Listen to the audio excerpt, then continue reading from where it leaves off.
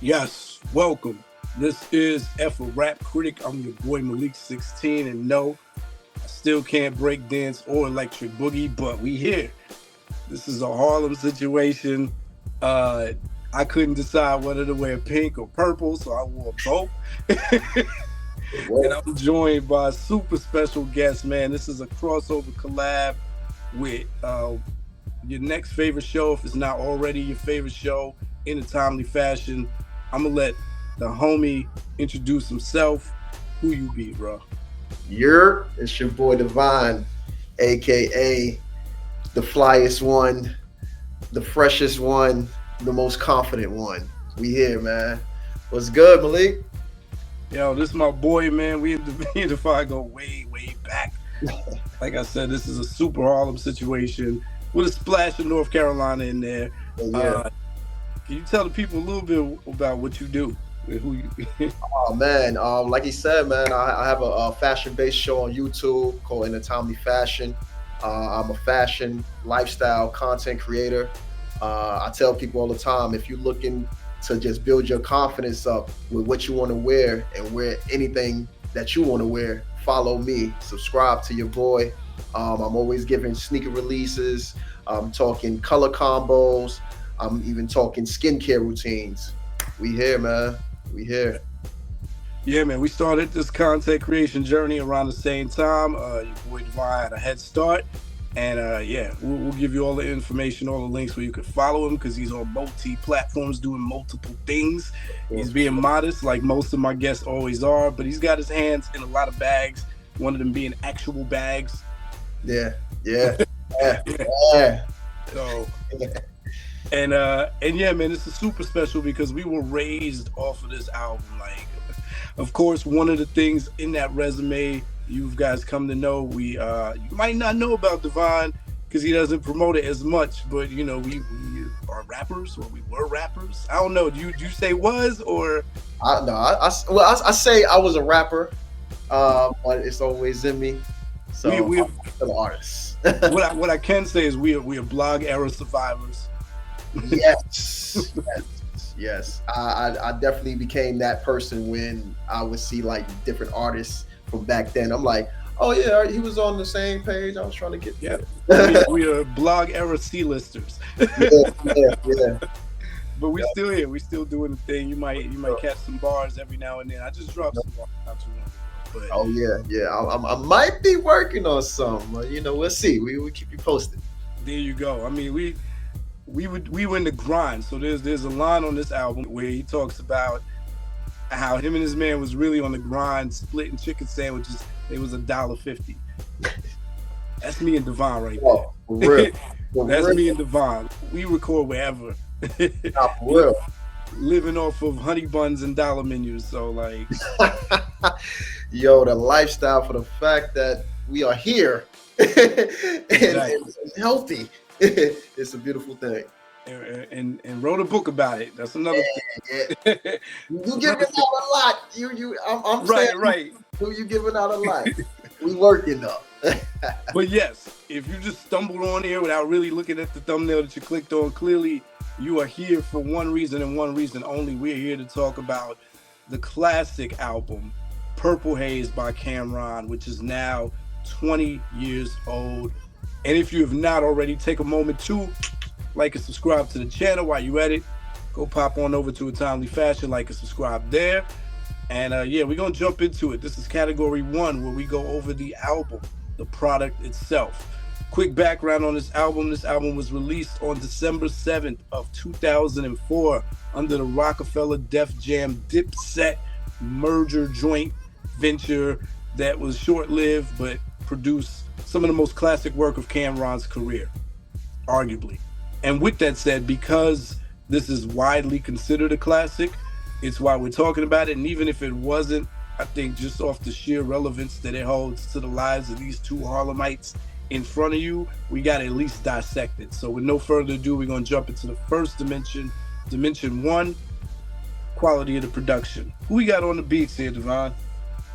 Oh man, yeah, everybody from Ye, of course. Well, Kanye West, he wasn't Ye yet.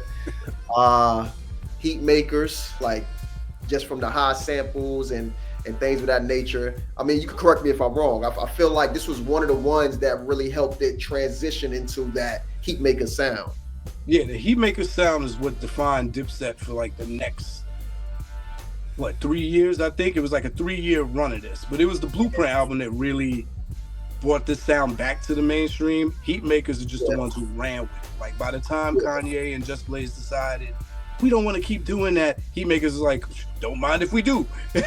So, but that's what I'm saying. Like when the Heatmakers did it, and they had their Heatmaker twist to it, it kind of brought it back, and they just kind of went heavy with it. Where it's just like, when Jay was doing it and Just Blazing was doing it, they would do it, and then they go back to their regular style. But Heatmakers like, no, this is what we do, so we just going. Yeah.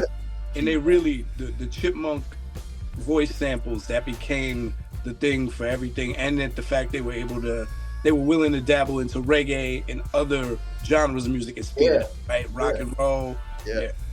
I'm just looking back at the track list now. Like they had Schizo, Ty Tracks.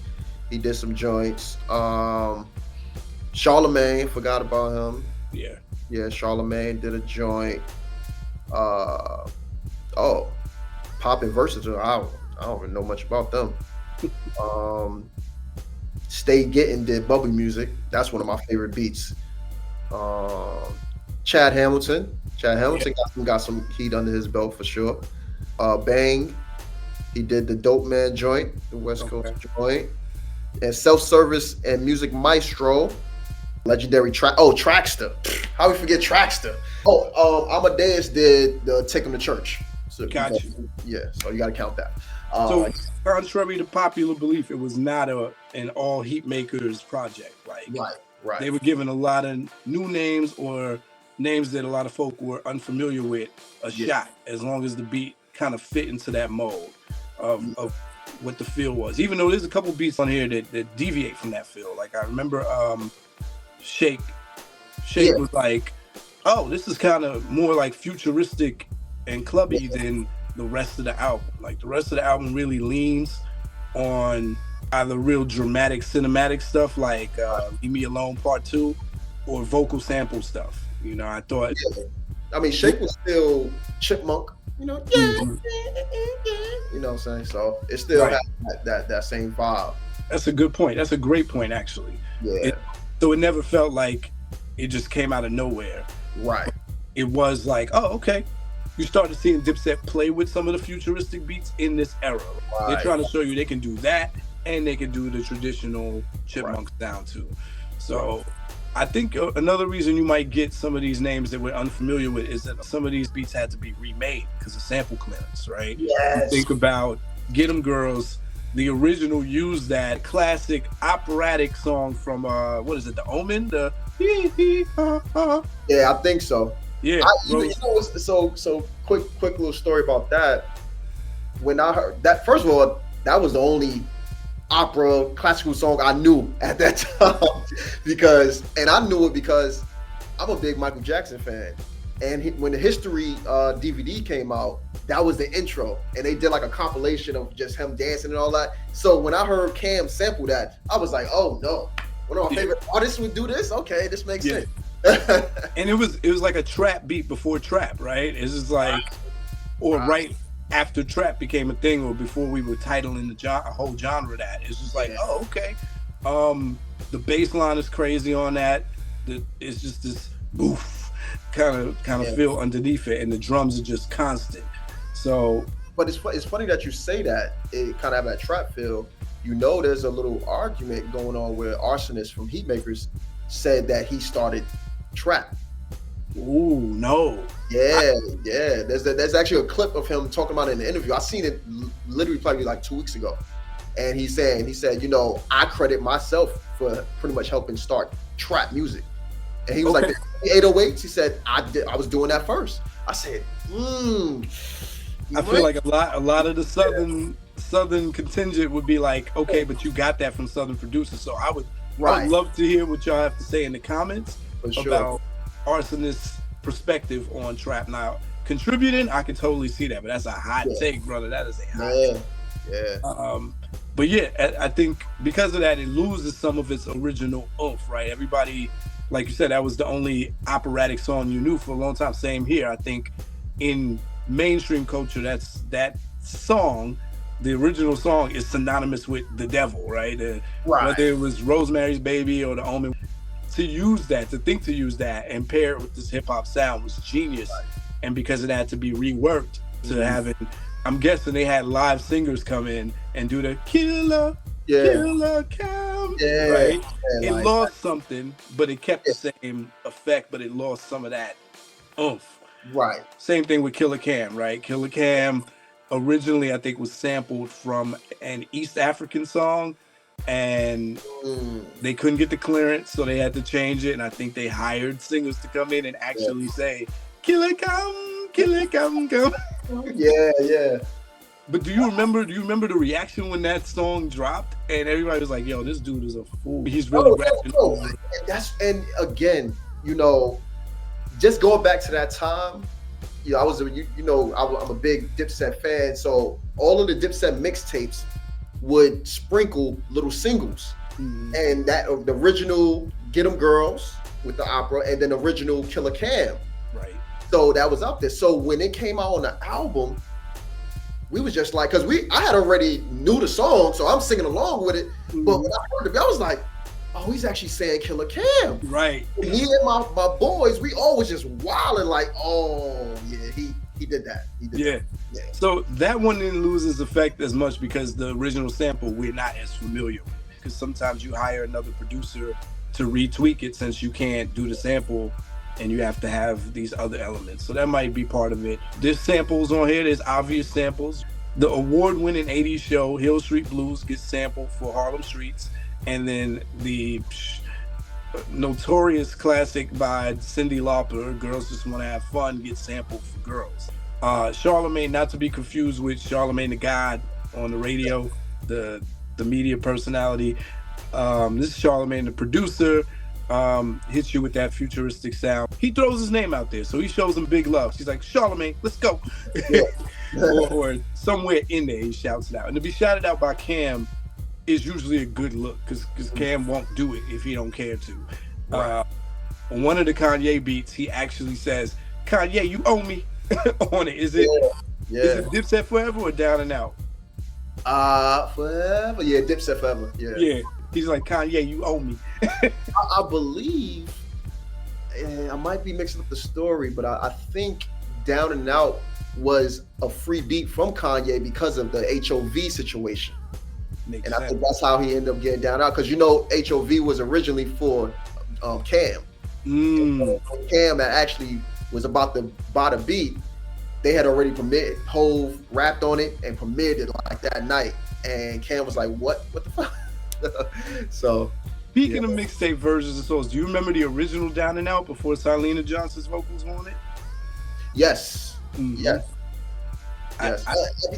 Everything, because Dipset and Cam and them back then, when it came to mixtapes, they were trying to get stuff out. So it sounded like they recorded it right on their computer and was like, just put it out right now. Yeah. Like, so everything didn't always have that extra but that's what kind of made those songs back then, to have that like raspy, rawness to it. So to hear certain things redone, it always worked. But it was like, it's kind of clean. And then remember the second verse to Down and Out, he spit on Rap City. Yeah, he spit on Rap City. He chopped it up in certain parts, but yeah.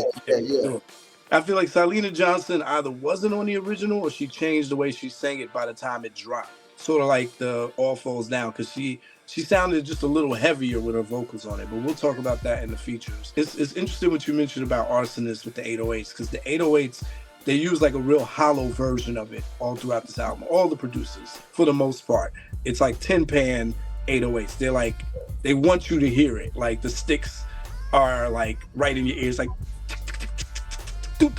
like I'm thinking about the drums and the hi-hats on Family Ties, right? That's like the main part of the beat. Like you hear the horn, the triumphant horn, but most of it is like, yeah. I can't recreate it. with my mouth pause. But yeah, that like those drums are all over the place. Like it almost sounds like when you if you live in a city like New York or Chicago, you see street drummers. There's more direct samples. Dope Man, which they they just recreate the NWA beat, which is a take off the Ohio Players' Funky Worm. Which, bro, have you ever heard Funky Worm, the original song? I probably did, but it is such a funny and dope song. I realized we didn't get that. This is why people in Cali grow up different. Like they got more funk out here. Like played in the household. I don't think our parents were playing Ohio Players' Funky Worm like that, because the whole song is comedy. It's like a granny is talking about being a manager of a worm who could play music, and so she's talking. She's like, "This worm, you gonna pay me my cut?" Anyway. Oh yeah. Hey Lady sample. Oh yeah, Hey Lady. Yeah, of course. Samples the Zapp and Roger classic, I Wanna Be Your Man. More Reasons. They just straight jacked the Earth, Wind and Fire Reasons joint, and Adrenaline. So Adrenaline, the legendary tracks, is credited because they really didn't do anything to his beat. Right. They just rapped over it and really did a second version of that song, part 2, a sequel, unofficial sequel, because I don't think it gets recognized like that. Yeah. I mean, for me, like I said, I used to like bubble music just as an artist because I used to like rapping over it. but yeah, bubble music was definitely one of those like you could just rap and really get your bars off. Adrenaline, that was Twisted joint, but it was like so different to hear it with Cam getting up there. You know, there is some playing with the samples. So bubble music, they really are chopping that reggae sample up from Still Post to give you a kind of rock reggae feel. It like builds up in certain places. The electric guitar is wailing all through the hook, and then it goes back to this like bass line. And I think you were saying that's what makes it easy to spit to, because when you get to the main beat, it's just that the bass line is really the main part that you rock. More gangster music. Now that is a sample of another Dipset song. They just chopped it up a different way. They just chopped it up. Yeah. So there's sampling all throughout this album. It's just done different ways. By the time you get to Take 'Em to Church and Dipset Forever, there's more of a, I don't know why Dipset Forever feels like a closing song. It feels like we taking it home. It's something about the way it was actually. Take 'Em to Church was kind of a bonus throw-in. Right. You can tell throughout the album, and the Take 'Em to Church was just he was beefing with Mace, so it was just like it just makes sense. But even that, the cinematic, because there's like 4 cinematic beats on it. Family Ties is cinematic. It sounds like an action movie, right? Leave Me Alone Part 2 is real cinematic. It sounds, I don't know, it sounds like another kind of action movie, right? That sounds like a chase scene. That's exactly what it sounds like. Yeah, it sounds like a whole orchestra was involved in the making of that beat, right? And I think Take 'Em to Church with that, like again, like you said, I think that's what they were really going for, was that real cinematic, orchestrated vibe. And you know, as you like to listen to this album and really break it down, I didn't even put that together as a teenager listening to the album, right? So now listening to it and breaking it down, it's like, wow, he really did hold on to a certain sound. And I think I feel like they executed it pretty well. Yeah, there's 2 warm songs on here, or there's 3, but the 2 warmest songs are like Soap Opera, and I know it sounds weird, but Dipset Forever, because it's the old style of Kanye production. This is where Kanye was still doing those build-up drums that and I think something about that going in and out with the warbly sound, it just it feels like the say goodbye song, right? And it really is Cam probably being a little bit more sentimental, and then Soap Opera is of course sentimental. It's got that R&B vibe to it. All right. So having all of that said, we've established there's a bunch of production, bunch of different producers, but it sounds like they all understood the assignment. What you giving the production on a scale from 1 to 5 heartbeats? Oh man, like I was saying earlier, I feel like because it was a type of innovation to me, I'm gonna give it a 4.5. Okay. A 4.5. Okay, 4.5. That takes us right into the next dimension, dimension 2, the cohesiveness of the sonic bed. All right. So how well do these songs go together? How many songs is it on this album? It is 24.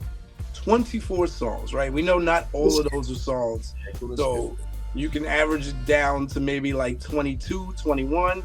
I do think the album is this long because of the delays that it suffered, and we were in the era of, the rappers feeling like I got to give the people what they want since they waited so long, right? So we wound up getting a lot of songs, but the question always comes down to, in this dimension, sequencing and how well is it put together. So if you were in charge of A&R in this album, would you have ordered these tracks any different way to give a different feel?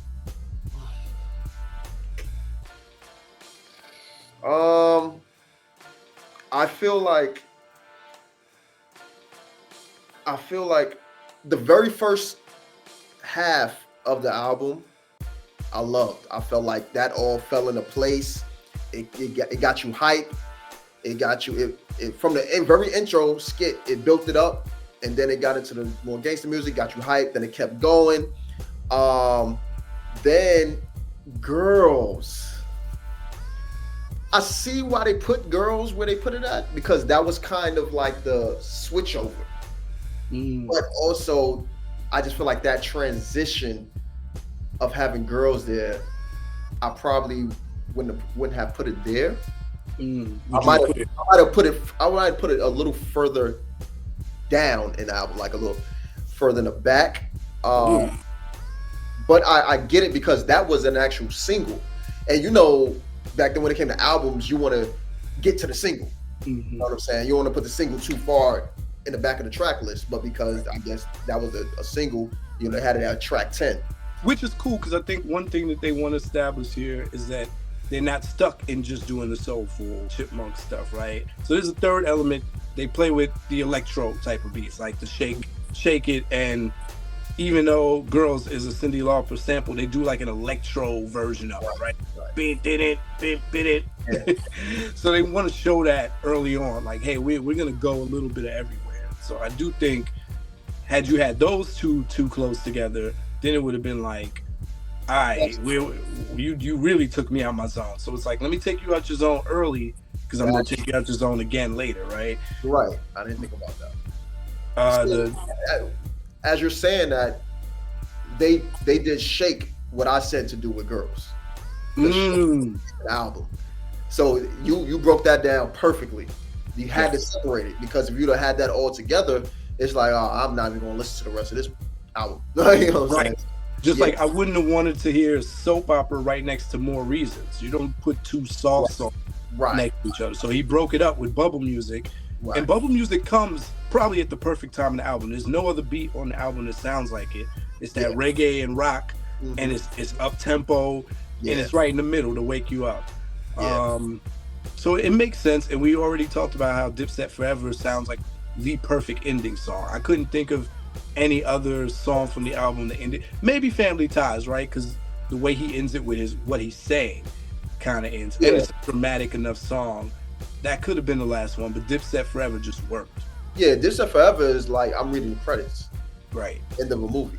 That's now, what it now, starting off, for some reason in my memory, I always thought Get Down was the first song. You might have had the bootleg version in it. Get Down sounds like an album opener. But they wanted to start like previously on Dipset. Here's where we left off. Here's where we're at. Okay. So it's a lot of songs to navigate. Doesn't sound like we would have made many changes. Also doesn't sound like there's many changes that could have been made when you have this many songs. Either way, you're going to run into something, right? Yeah. It keeps the listener attention for sure. For sure. Even as someone who's familiar with this album, knows it back and forth, it's like, oh yeah, I forgot that this comes after this one. Right. So what are we giving this on a scale from 1 to 5 for how well put together it is? I'm gonna go 4. I'm gonna go 4. Yeah. That takes us to dimension 3, the intentional mood and tone of the album. I got a theory, but I'm gonna unless you want me to go first. Yeah, go first, and then I can kind of piggyback off of it. All right, so this is Cam's unapologetic drug dealer album, and I know he's got a couple that follow, like Crime Pays. Yeah, but yeah. The recklessness, when especially now in hindsight, listening back to it, it's like, oh, the recklessness, but the cautious recklessness with which he spoke about what he was doing is wild to me. The fact that he was naming the actual towns, because he's name dropping little towns in these major Midwest states that you don't think to know, and you wouldn't know unless you were doing stuff out there, right? There's even lines like he said something about the carrots in my ear. That's 3 townhomes in Delaware. I'm like, right. That's I'm like, what you? And so growing up, we've always heard the tales of Cameron just being a smart businessman. He owned check cashing spots and beauty salons in Harlem. But over time, since Cam is very chatty for somebody who is as street oriented as he is. I'm always surprised at how chatty about his dealings Cam is, and he's always been. He'll go on lives. He'll talk on his sports show anytime he wants to clear the air. And so he'll tell you, you know, on the subsequent albums, he has songs like I Used to Get It in Ohio. And on the program, he'll tell you, even while he's talking, not rapping, yo, the statute of limitations is over, so I can't get locked up for none of this. And so he's blatantly like, yo, I'm in Akron, Ohio. Like there's lines, like he says something like, which I don't know if this was a shot to the other Dipset members, or this holds credence to when him and Jim had the fallout, and he started going on that whole thing that he created, like you wasn't there. Now everybody's kind of used that phrase, but he started that phrase, and he's always kind of doubled down on this idea that Zeke is his like man for real. Out of everybody in the Dipset, is Zeke, right? So he says something like, when the music was in doubt, Zeke was the only one with the courage to ride, or something like that, right? Because he told the story. There's like a live, you can still find it out there on YouTube, where Cam breaks down the whole story of how when they first got signed to Rockefeller, they weren't sure how it was gonna go. He still was doing great. So they went and set up shop in Ohio. Zeke went out there. I mean, remember at the what song was it on Purple Haze where he legit named all the towns. He put it in raps, but then at the end he just called out all the towns. Like, it's Dope Man. At the end of Dope Man, and he says it in that song. He's like, I just do the music. Yeah, sure I entertain, but I also moved it. He says it on like 5 different songs. Like, yes, I do this, but I do this as well. Every verse on Dipset Forever ends with him saying, you know, I got them bricks, and that's forever. And it's just like, and now that he talks about it, like I remember him, and he was talking about that. He said, while I was signed to Rockefeller, I still had weight. So, and I think because of the album pushback, plus I think Cam and them, they had inside information, so they saw the split on the horizon before others did. For sure. But I mean, that is the dominant topic on throughout this whole album. Think about the skits, right? So they try to incorporate skits to try to create some cohesiveness with so many songs, and those don't work as well because they're still all over the place, right? So they do the thing with Mizzle. Hi, I'm Mizzle. But he pops up like at the end of 2 songs in the beginning, and then you don't hear from him again till like the end, and you really don't get the purpose of it, because by the end he's like, I'm not an addict anymore, I just move things for Cam. I'm like, what was your purpose, Mizzle? It just seemed like, and this is my problem with skits seem like some shit that rappers in the studio do to crack each other up, their boys and everything, but they don't think about how does this live on, like for years do you still want to hear this? So the only skit that still gets a reaction out of me is he takes the chick OT, right? That's forever. And we're not clear on if this is the same chick who's cursing him out at first, right? Because there's an argument, and then he's done with that call. And but my favorite part is 2 skits. I'm sorry. I'm a bird. I'll be a bird. I'll be a chicken. Quack quack. He's like quack quack. That's not even chicken. They don't do that. Whatever they say. He's like, don't play with me, Cam. Right? And then my other is when the chick who's OT with him, after she says F them kids, their grandmama can watch them. Well, no, Cam says F them kids. F them kids, yeah. Which is how you know that they're doing it for their own comic relief. It's like, all right, Cam, you really playing this asshole role up as far as you can take it. But that's the line that stuck with me and my friends. Really? Like, we still would randomly just say that. But being funny, of course. We love kids. We love the kids. Right. It's so funny when they're on the road and they're singing Earth, Wind, and Fire songs. He's like, the reason, and he's like, yo, shut the, and he bleeps it out. I don't know why he bleeps it out, because he's cursing all through the album. Right. That shit makes me laugh so hard each time. I don't know why. So that's it is. It's funny because you can see them in the car and his face. You can just see that. Right. So, So that gives you that's how you know that they were trying to create this theme that I am still actively hustling. I'm taking out-of-state trips. I got this dude Mizzle working for me, setting up shop. I'm bringing Jim Jones in, and he almost choked Mizzle when he first met him, or Jim Jones. Right. So it's like damn near every song, man. Even the songs about women are about him and the woman in relation to hustling. Like, in the soap opera, the resolution is, I don't want to mix business with pleasure. I can't go that far with you. He said something in one of the songs. He talking about putting crack up in the something like that. Yeah. There's another song where he's like, he constantly mentions like sending girls on missions to move it, right? Like he's like, I got girls going upstate, Ithaca, Indica. Like he's like,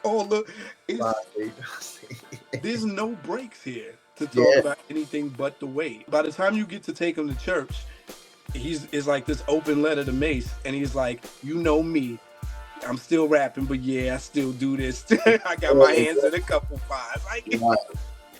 Like he's always talking about drug dealing, but this is the most like, I get it, I got it for cheap. Yeah. Like his other albums, he was doing more past tense, like talking about what he used to do. But here he's giving you past and present. So there's a lot of reference to him selling when he was in school, selling to the kids on campus.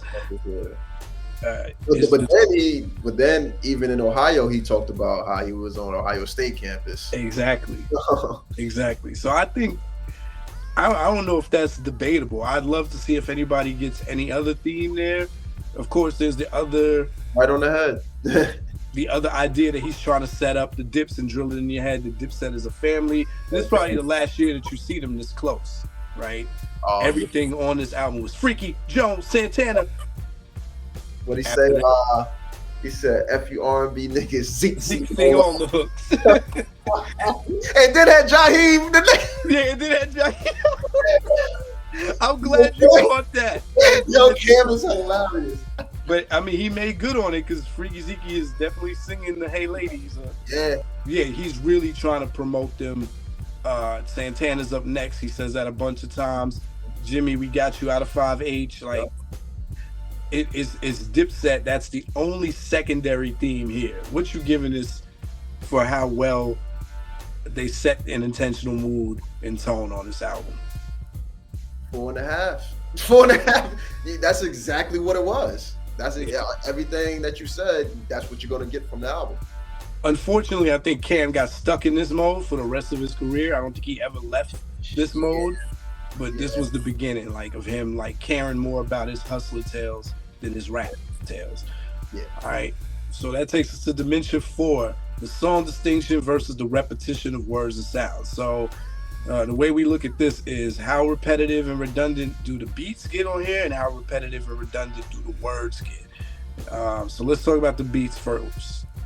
We already mentioned how there was like this common accord. No matter who the producers were, they understood we either going in 3 lanes, this electro lane, and even like you pointed out with the electro, they still had the sped up chipmunky voice sounds in it. The soulful samples all throughout, or the real cinematic stuff. how many of these beats sound the same? Do you ever mistake track 12 if you just got it playing in the background for track 7? Honestly, and I'm trying to take off a fan hat and just how I listen to it. Speaking of custom made. Huh? So speaking of hats, that's custom made. Oh yeah, yes sir. You already know. Yeah, both of them actually. Yeah. I don't mess with my hair, but only thing that I think you could say, because I think you and I just went over this in the cohesiveness dimension, that there's so many varieties of sounds here. Mm-hmm. Even though the sped up samples are constant, the only thing you could really nitpick at is that some of the 808s sound the same, right? And that there's a lot of chipmunk voices, but the actual beat construction, yeah, you're getting everything from bubble music to Shake It to Family Ties to Down and Out. Like, none of those beats sound the same. So then that takes us to words. Okay, now is Cam saying the same thing, right? So I always break this down. As rappers, you and I know there's intentional branding and then there's just lazy writing. Intentional branding, you shouting out your squad, right? Have Nots, Gemstars, IMP, ATF, Balance, whatever your crew is. You shouting out your hood, Harlem, West Side, East Side, whatever. Or your label, Dipset. You know you're saying this on purpose to get it into people's heads. As opposed to Snoop is 40 different ways to say Snoop because he's running out of shit to say. Once he's do that, So, I mean, is Cam doing that? Are we getting lazy writing? Are we getting intentional branding? Are we getting a little bit of both? Or is he not slouching with the pen? I think we get a mix of both. He's always been a great branding rapper. So he's gonna talk that Dipset, whatever, Harlem, whatever. I'm actually impressed with how many different ways Cam finds to describe the same thing, right? If we're thinking about thematically, it's repetitive as all get out. He's not really deviated from the script, and he finds a million different ways to talk about it. Yeah, when you break it down like that, I'm thinking about it as actual like words. Is he repeating actual words? I'd give him that too, because his willingness to say different words, because he's willing to say anything. This man said "doy." I'm the livest doy, right? His willingness to say anything means that he's gonna find different ways to say it, right? He's gonna say pies, bricks. Yeah, I don't hear him saying the same words a lot unless it's intentional. Like you said, he's a great branding rapper. He always has been. Before we knew what Dipset was, it was Diplomats. Yeah. So what you giving us on a scale from 1 to 5? It sounds like we're not saying the beats or the words are that repetitive. Really not. Broken down like that, I'm gonna give it a 4. Okay, you being real diplomatic yeah. with the ratings. So it takes us to Dimension 5, the amount of content versus the amount of songs. This is a ratio question. 24 tracks here.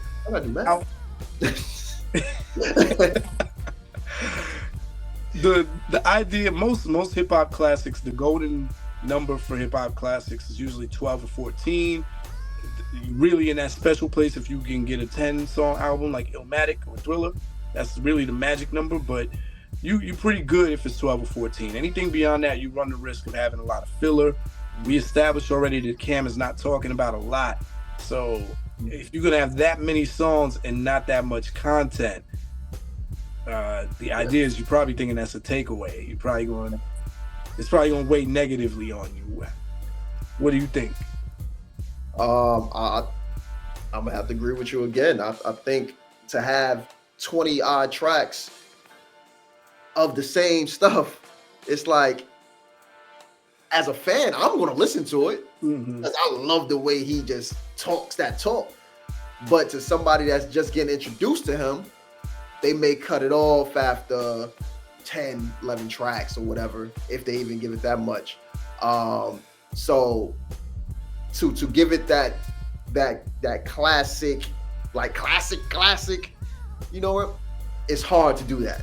It's super. Yeah, I'm gonna give him partial credit because he has 2 songs on it. He has Girls and he has Hey Lady, where he tries to make that about women. Now, again, these are not love songs. These are like sexcapades, come get with a winner.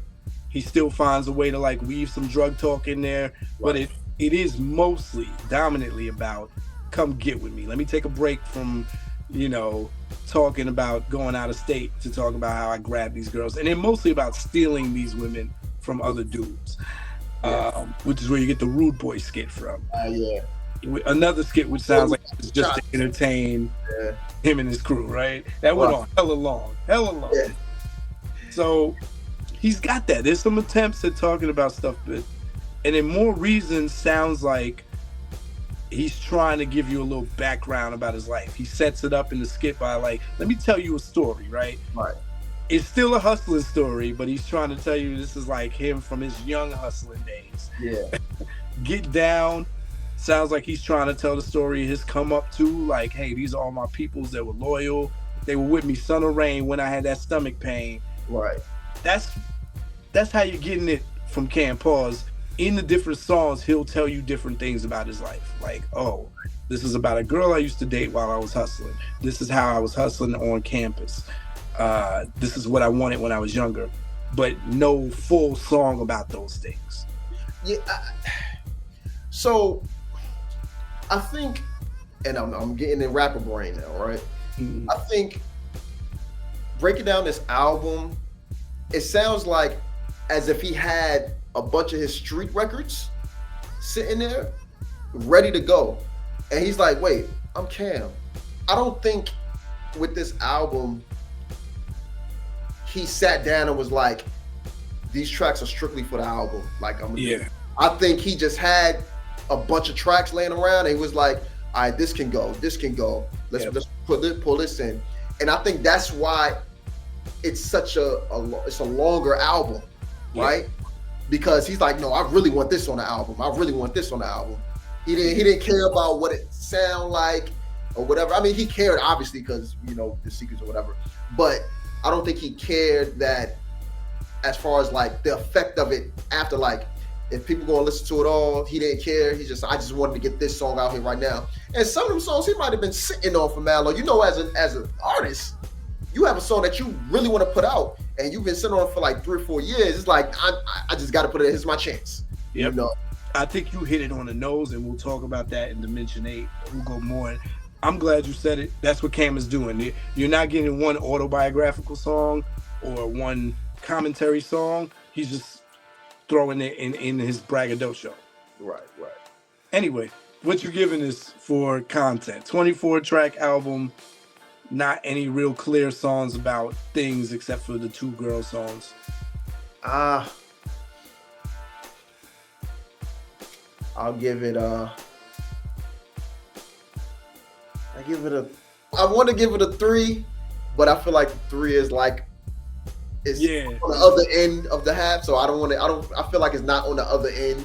I feel like it's more on the lower end. Sounds like a 2.5. 2.5. That was a genius way of putting it, man. I appreciate that objectivity because I know you're a fan, so that means it was hard. It was hard.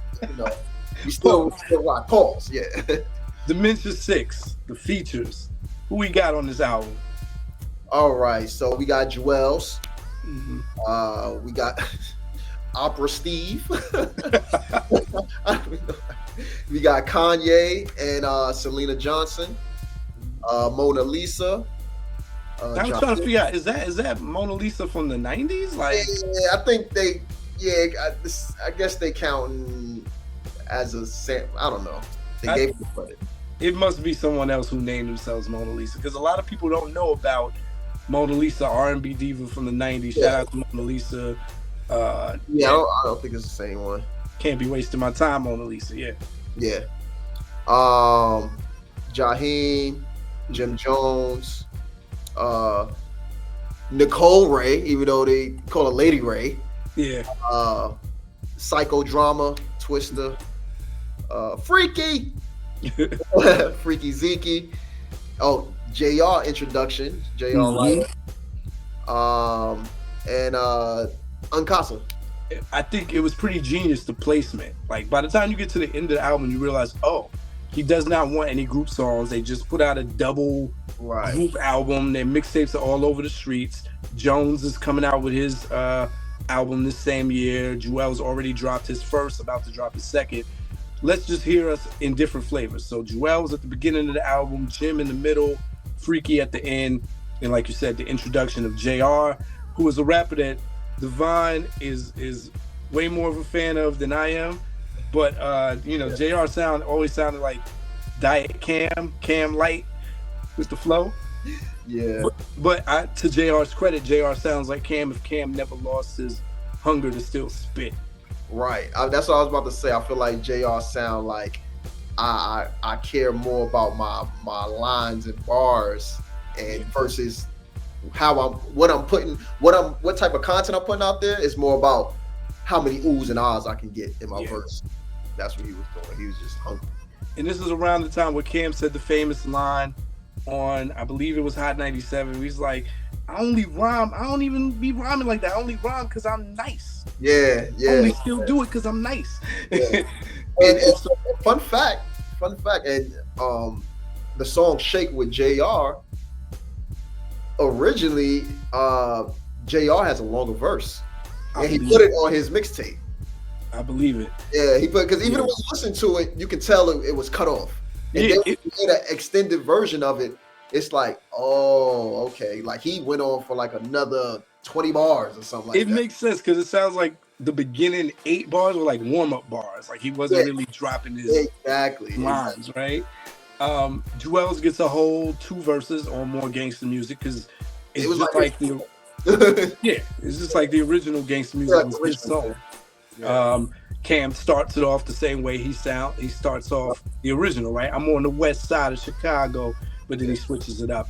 But the idea is I'm still promoting Jewels. Jewels is next up.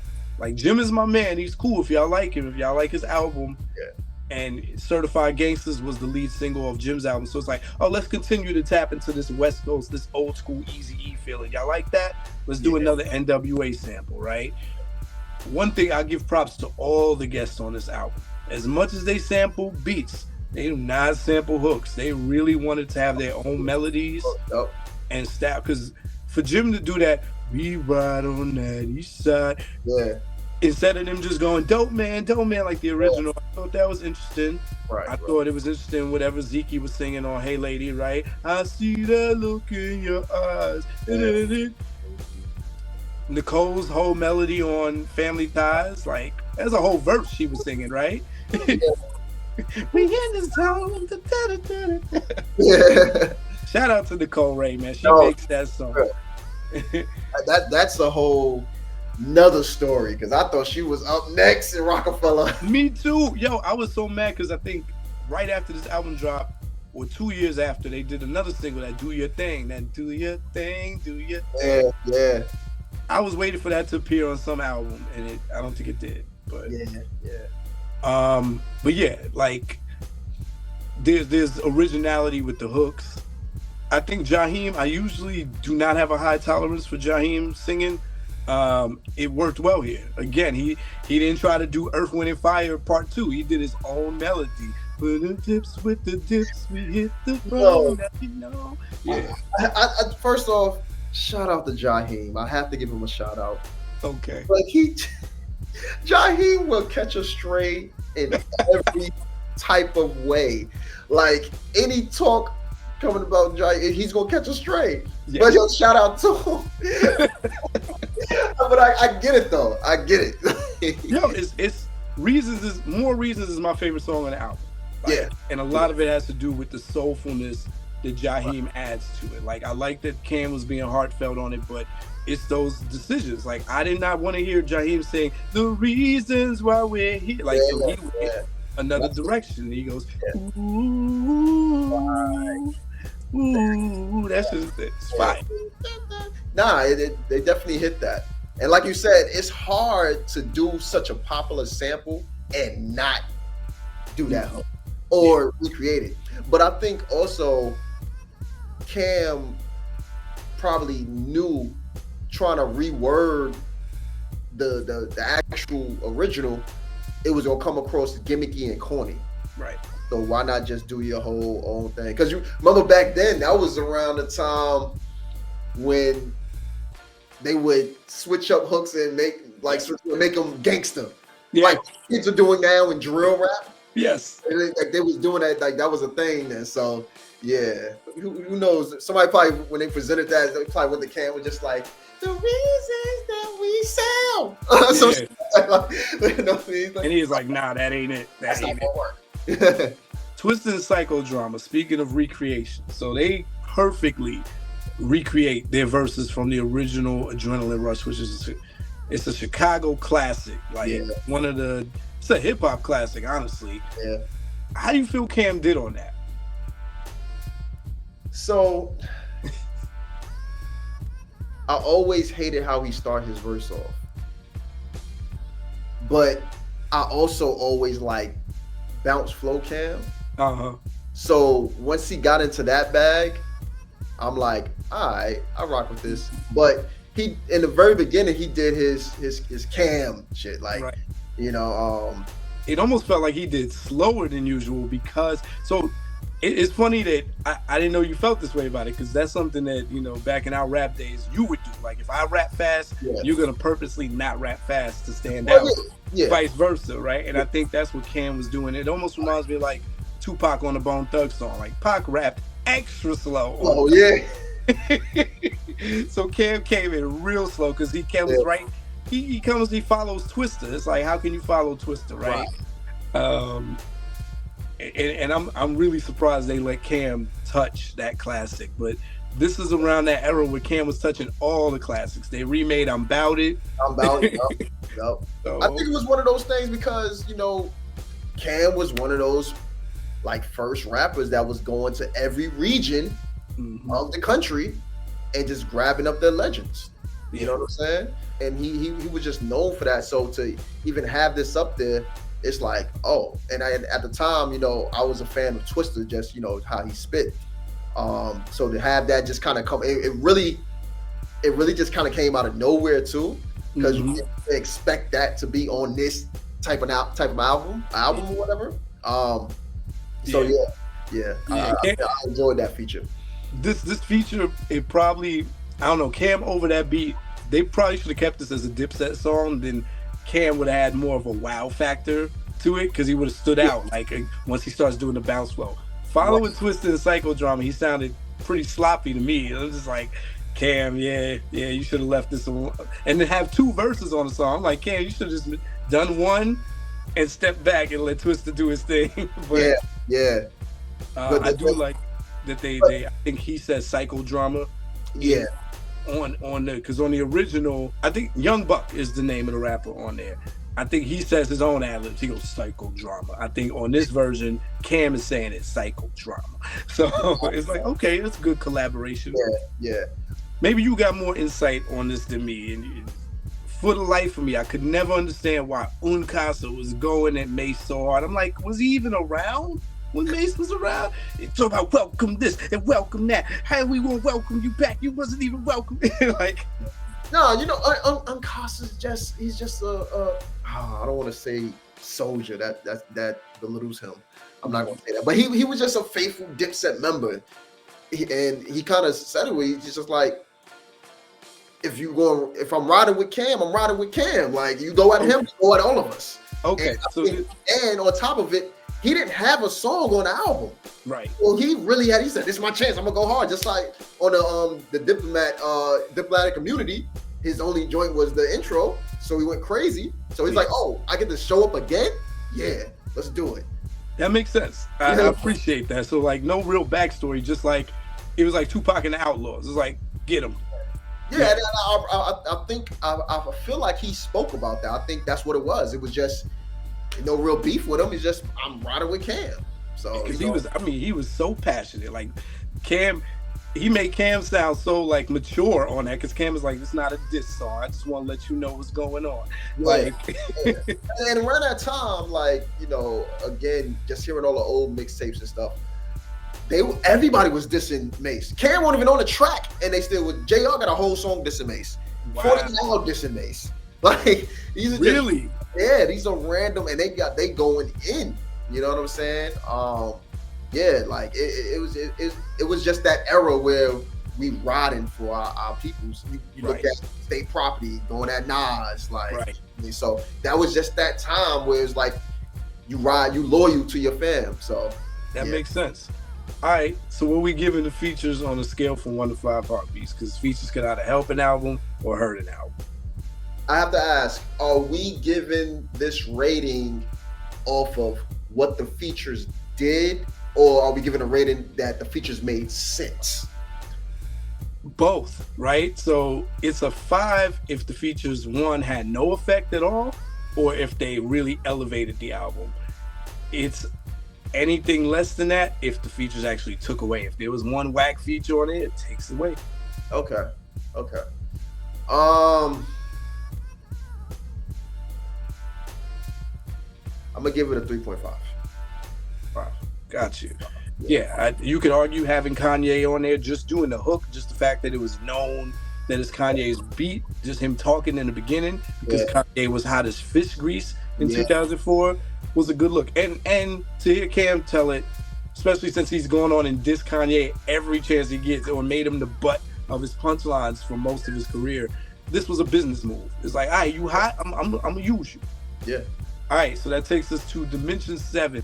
Do the weakest songs, or does the weakest song on the album bring it down? So we all have tracks that we skip.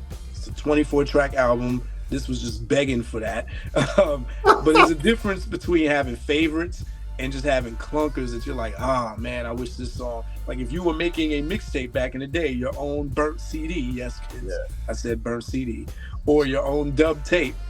Are there songs on here that you would leave off for Divine's personal version of Purple Haze?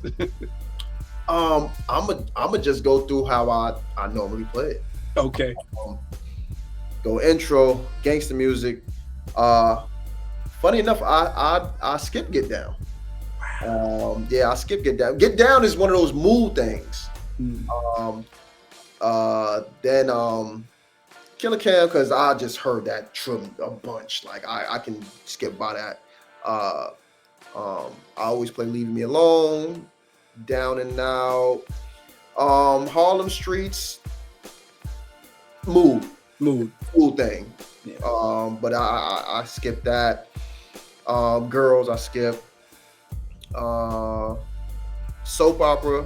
I actually play soap opera. I let that rock. Bubble music, of course. More reasons. I gotta let that play.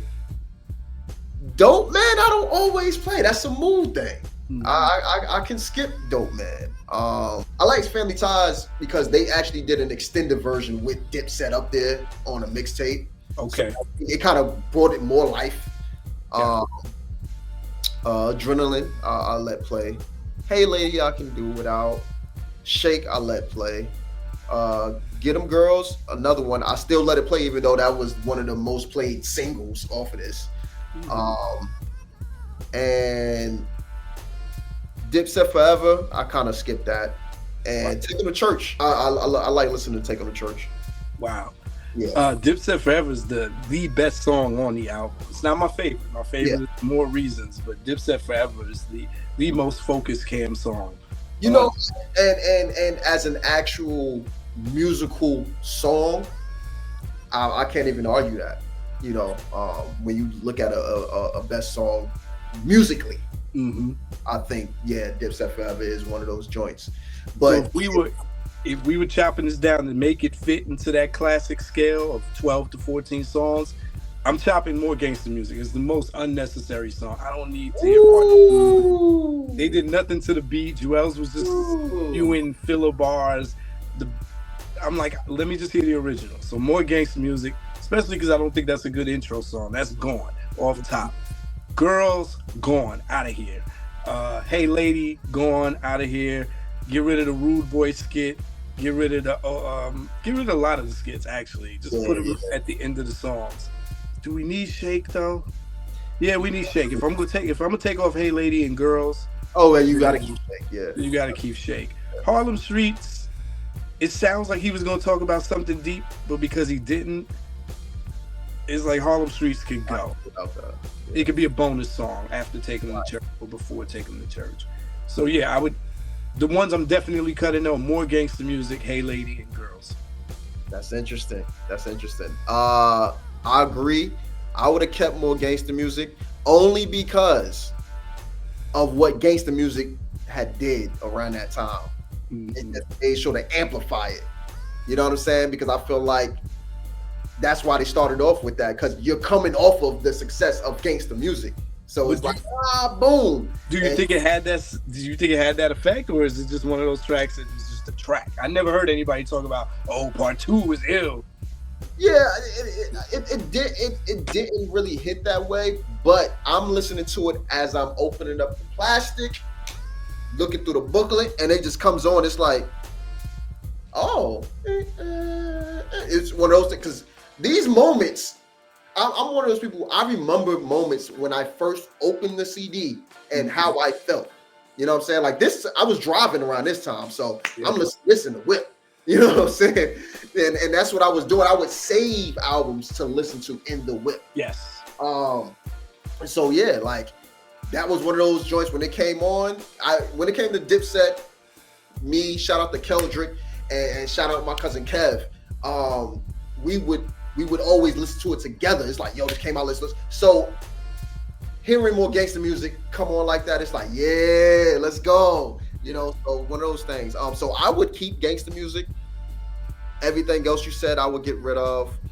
Harlem Streets, I think I would take that off. I would take off Dope Man. No, I would keep it, but that's one of those where you listen to like a classic album, you're gonna have your track to skip. I think that would have been like the track to skip if it was cut down to 12 or whatever. Got you. Right.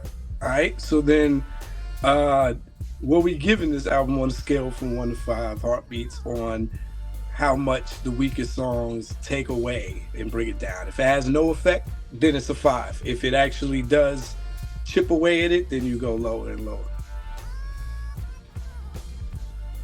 I'm gonna go 4. I don't think it takes away much because you go right into it. There's albums where it's just like, oh, I hate this section of the album. Like, you know what I'm saying? Yeah. So I don't get that vibe from this, you know. And I think, and honestly, those songs didn't even really feel like throwaways on a 24 track album. It didn't feel like throwaways at all, actually. You're right. You can do without it though. Right. You know? It's like what you described when we talk about the cohesiveness. They all fulfill a different need. You understood Cam doing this because you've heard Cam do this kind of stuff before. Right. So it wasn't out of his wheelhouse. It wasn't out of the box, but it was, you know. Yeah. But for personal taste, it's like, okay, I also just don't want to hear this. Like, right. Which takes us to the next dimension, dimension 8, the mass appeal, right? So if you put your A&R hat on, you understand why a song like Girls makes it on here. But just like I asked you about More Gangster Music, did Girls do what it was intended to do? Because I think it was the lead-off single, right?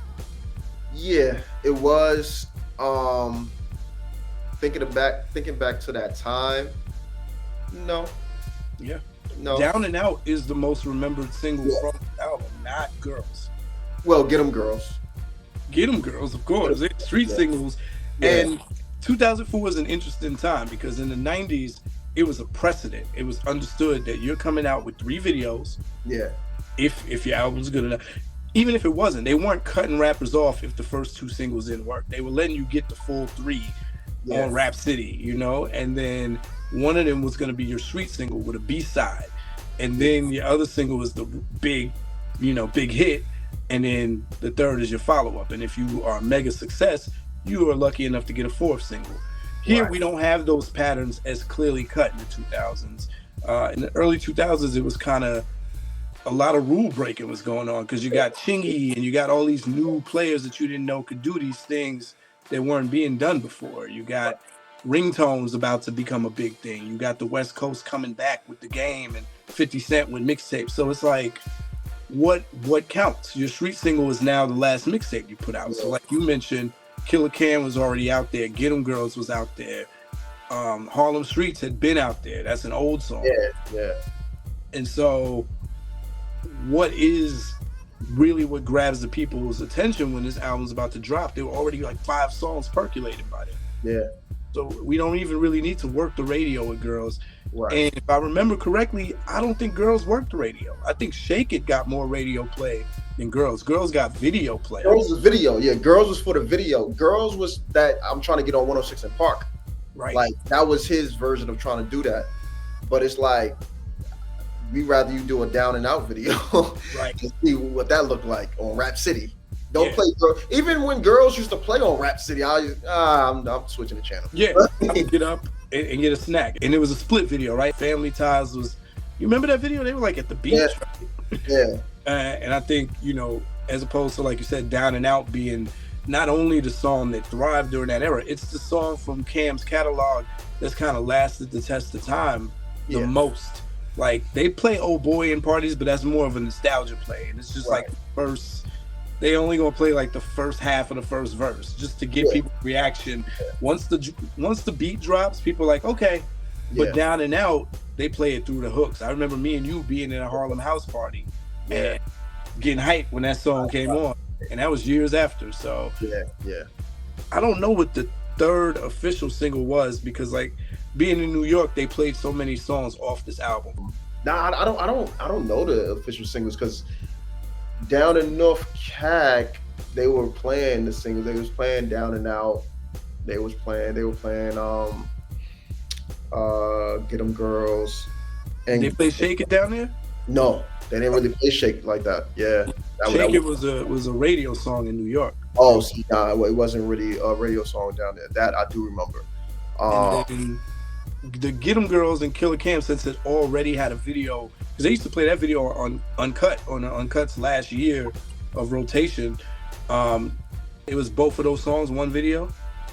Oh, yes. Because he comes up through the steam in the vent and on Killer Cam. Yeah. So I mean, and that was a year before, so you're not counting that in the drops here, but it still lives. I feel like Girls is one of those songs where it's like, if you want us to finally put you out there, Cam, like you got to give us this type of song. And he was like, all right, let's do Girls. And they finally put the album out. Are you talking about like a Def Jam push? Because he wasn't getting pushed from Rockefeller for anything. Yeah, nah. He had carte blanche. Remember, he's the vice president. Yeah, I think that was like the Def Jam push. I feel like they try to push him to do that. Probably. I feel like Cam was in a position at this point in his career to not get pushed by anyone.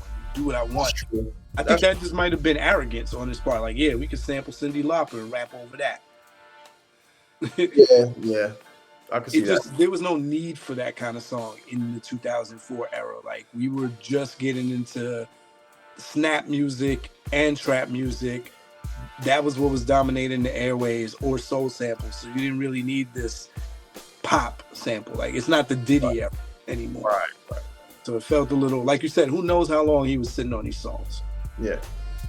And so it goes on. What does this album sell? You know? That it went gold certified in the US. Okay. Yeah. So the album winds up going gold. It should be noted that not only was Rockefeller going through a change, Def Jam itself was going through a change. I think this is when folks were stepping down from their posts. Who was it? L.A. Reid? I think he was about to step down, and Jay-Z was about to take over. Yeah. Yep. So, and I think also, I feel like this album probably could have been even bigger if that split wasn't happening. Because I think around this time, it was already in the middle of happening. Yeah, it was about to happen. Yeah. So I think if they would have still been strong, like when Come Home With Me came out, I feel like Purple Haze would have been out of it. If Purple Haze would have came out when it originally was supposed to come out, like he said on all the K-Slave mixtapes, it was like he would have been good. But Yeah. I think when it came out, it didn't. I mean, it's still a classic. Yeah, but I think it would have crossed like atmospheres, like you know what I'm saying? Yeah. Kind of crazy. So it was all, you got to imagine all the labels were in flux, and the industry itself was just getting hit because streaming, between LimeWire, between mixtape culture and iTunes store opening, it just was a big deal. It was before iPods, but still, people really started going to download music and not buy physical CDs as much. Again, if you're a true Dipset fan, if you heard most of these songs, dudes weren't really buying albums to begin with. You might not have purchased this. You might have bumped it and burned it or something. Yeah, just got it off the street. Got it at your local barbershop or something. But this was also Cam having the largest audience that he ever had, probably from some of the street moves he made by hitting so many markets, being more known than he was before. Because he spent most of his career being a New York rapper. Now he's more known.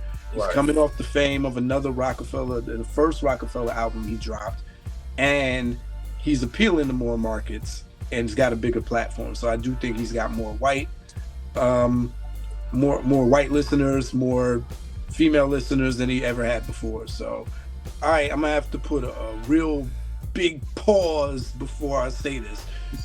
Do we think that the aesthetic had anything to do with the appeal too, right? This is the era right after Cam realizes he has IBS and he slimmed down. His jawline got chiseled again, and we hadn't seen Cam like this before Come Home With Me. He'd always been like a round face rapper.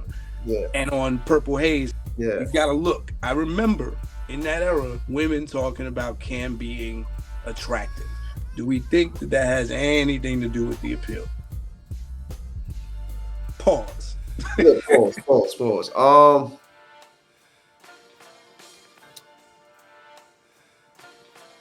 For the, you know what? I'm gonna say yes, because as an artist, then you had to get the women, right?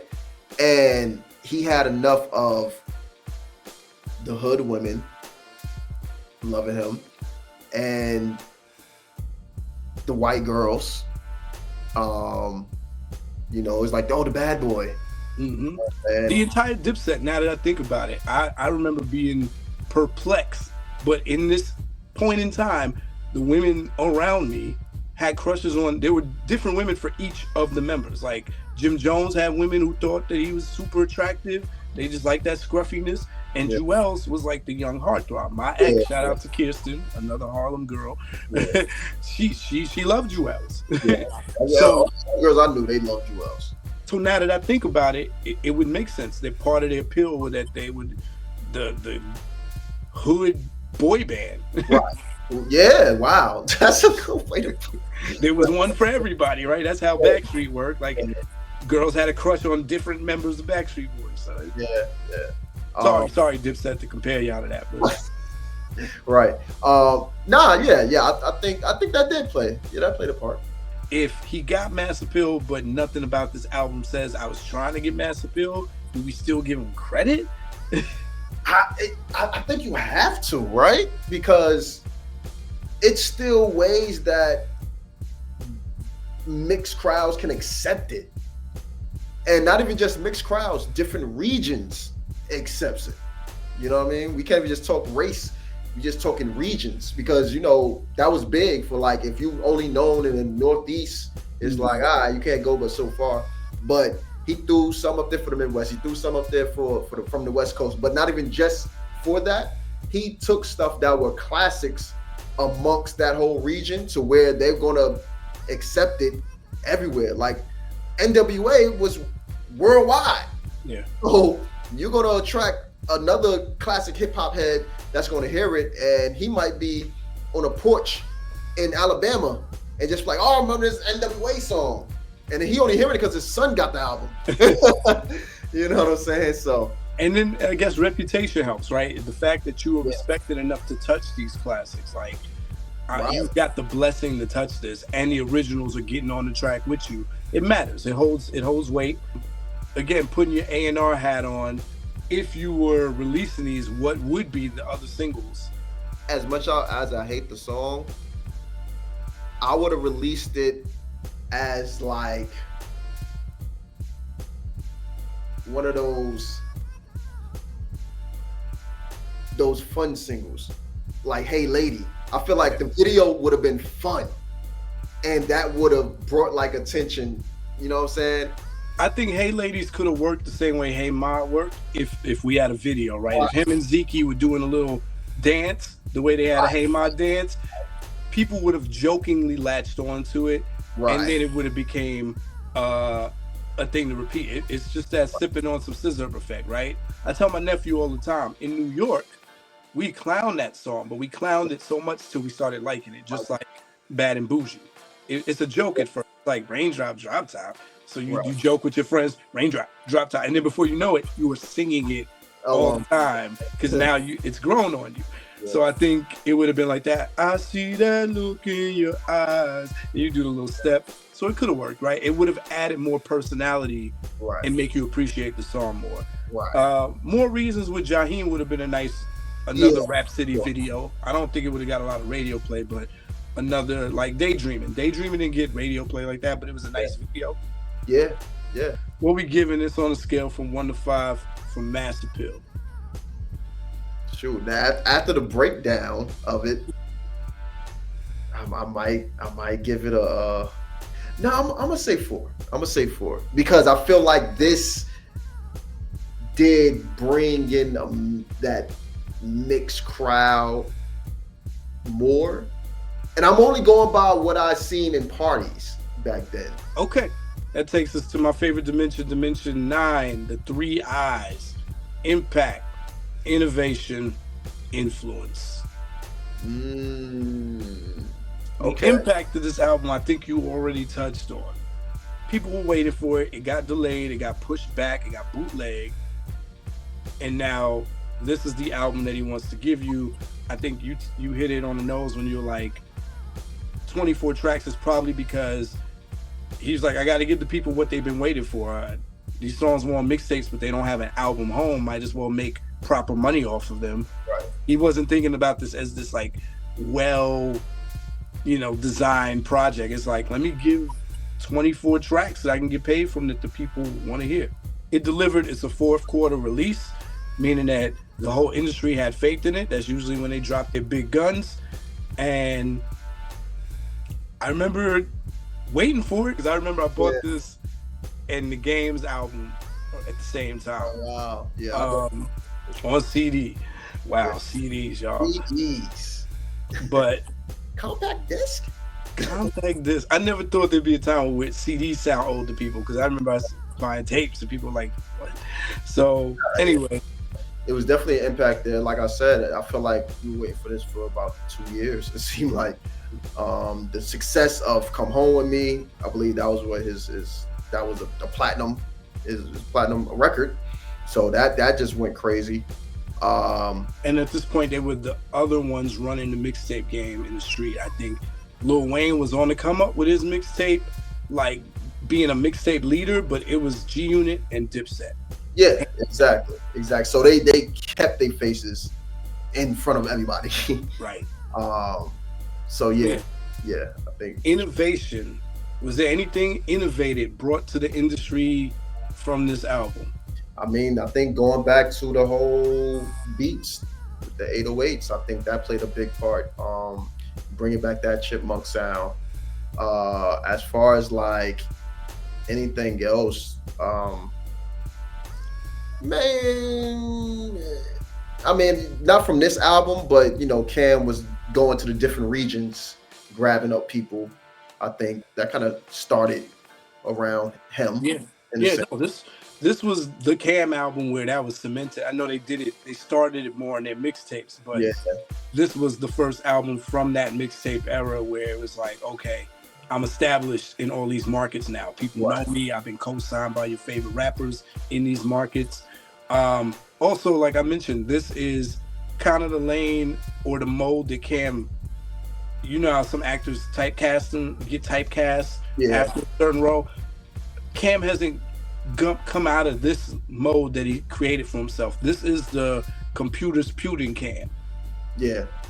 When people think back, they don't really think back to the albums before this album. They think back to this one. They may know Old Boy, but casual listeners, this is their reference point. I get computers puting. And we start to see Cam caring more about business moves and his crime success than his rapping. I don't know if that's innovation, but this marks a major change in how Cam approaches his albums and Yeah. just being a rapper. He doesn't care as much, um, but he gets away with it. And since he's one of the only ones who do it, it creates this special place in hip hop, which I think people didn't take advantage of till years later. Now rap is really dumbed down, but I think he was a part of the dumbing down. Yeah. Yeah. Hot take. Influence. That kind of speaks to that, right? I do think there's hella rappers who are influenced off of this album just because of, like we said, the era of Dipset that we were in. They had massive influence. Oh yeah. Us. Yeah. I mean, this is Pink Cam. Pink was in the middle of the Pink, and when Purple Haze came out, he low key was doing purple. Yeah. Like, okay, since I do my colors, I'm gonna do another color. Right. So yeah, influence just outside of music, it came with the colors, yeah, fashion wise, slang. Yeah, I think a lot of people forget that part. Like, a lot of slang that they definitely did. Yeah, is this the first time we hear da da do? I think this is the first album where we hear that. I think so. Yeah, it is. Yeah. Gang culture, there's an influence there because we're out with it, right? He even said, he ends Dope Man by saying, "I'm gang related." Yeah. And at this point, Jim Jones is like flat out claiming this. Jim was the only one really like nobody has ever came out and said like Cam is straight up blood or anything like that. Cam never even came out and said no. Cam has stated he never was on it. He's just that's who he was surrounded by. He was never in it. Right. Jones and Jewels have said enough where it's like that's them. That's what they claim. Right. It's really interesting, but it influenced. It just added to the growing gang culture in New York anyway. It just made it seem swaggy. It made it seem cool. On one end, you could imagine, like, it didn't hit the same way the Pink did, because I think Pink was more of a fashion influence statement. Purple, within Dipset, I think this purple thing, it didn't catch on like Cam wanted it to, but it definitely left some imprint in Harlem. You get the other offshoots of Dipset, like Purple City Bird Gang, Purple Drink, making that the fashionable color of choice, because lean comes in a bunch of other colors, but purple became like a really designer. And then later we see ASAP kind of into the game off of purple swag, right? So it did something to Harlem aesthetically, but it didn't catch like the fashion world. Disclaimer, this is not how Divine would dress me, by the way. Divine probably actually hates when I do this shit. But I've been doing this for so long. If I'm trying to brand something, I will put it in your face, pause. And so, yes, if you have not already, go check out the rapruler.com, where you can go cop the I Used to Love Her t-shirt. And shout out to my brand, N1B4. Keldrick, you already know what it is. We here. So now, what you giving this on a scale from 1 to 5 heartbeats for the 3 eyes? Yeah, I think you pretty much hit, man. I think I'm gonna go 4. I'm gonna go strong 4. Like you said, it tackled all of those. I think without this album, a lot of things that we talked about wouldn't have really came about, or at least wouldn't have came about at that moment. Takes us to the final dimension 10, the overall timelessness and uniqueness of this album. So Divine, in the pantheon of classic rap albums, like we putting this up there with all the greats, where does this land? Is this in the conversation of being a timeless and unique classic? It's hard to say unique or timeless. I think it has its standout tracks that are timeless. You have to Get 'Em Girls. That's a Cam track. If you were playing this for your little nephew, or let's say you had a teenager in your life, could they get into it, or would this sound like old head music now? Are there beats on here that sound dated, raps that sound dated? First of all, to be fair, my nephew will get into this because my brother's a big Cam fan. So That's why I was about to say your little brother. I was like, nah, you. because I made him a fan. Like, he's 8 years younger than me. Around that time, he's 9, 10. Yeah. So, and he became a big, huge fan because of that. So yes, I would definitely play this album. And I would play it because it stands out from anything else that you were listening to. Like I said, it's a reason that people can imitate Cam. Nobody really imitates how he sounds. They imitate how he raps. Good point. You know what I'm saying? Because that's just Cam. And then to see that he switched it, he created his own style. Right. And that you can't take away from it. He got that. So on a scale from 1 to 5 heartbeats, what you giving this for overall timelessness and uniqueness? I'm still giving a 4 now. I'm gonna 4.5 because it's a reason we say this is a very Cam'ron album. Yeah. You know, Cam is going on record saying this is his favorite of all of his albums. I believe it. And I do think, as hard as it is, as much as the point is to remove ourselves from the nostalgia of it, if you add the nostalgia element, it's so special, right? I remember what I was doing. I remember, going in between Georgia and New York. Again, I was driving at that era too. And this is a huge deal for New Yorkers, y'all, viewers outside of the tri-state. Like, New York is driving. So this being the music of choice. And again, Cam was one of the bigger names. If we talk about top 5 at that time, he was in that conversation. Yeah, because Cam was one of those people that you went to go get if you was in the South. Yeah. Or other regions, like, we need somebody on remix. Let's go get Kiss, Cam. Yep. And vice versa. So, okay. So you ranking that pretty high. I'd love to see what the rest of y'all rank it. Something to consider on a scale from 1 to 5 heartbeats. And on that note, that concludes the category 1 breakdown and analysis of the classic album, now 20 years old, Purple Haze by Cam'ron. Join us for category 2, where we go over the rap performance on this album. This is where we're going to break down how he gets the computers puning. And we might have to, you'll probably see this man in a different wardrobe. I'm Closed Down, at Closed Down. You can find me on YouTube. That's CLOTHES down. And like I said, the show in a Tommy fashion for your fashionable needs and anything like that. Your boy's here. Until then, y'all know what it is. F a rap critic. They talk about it while I live it. Word to meth.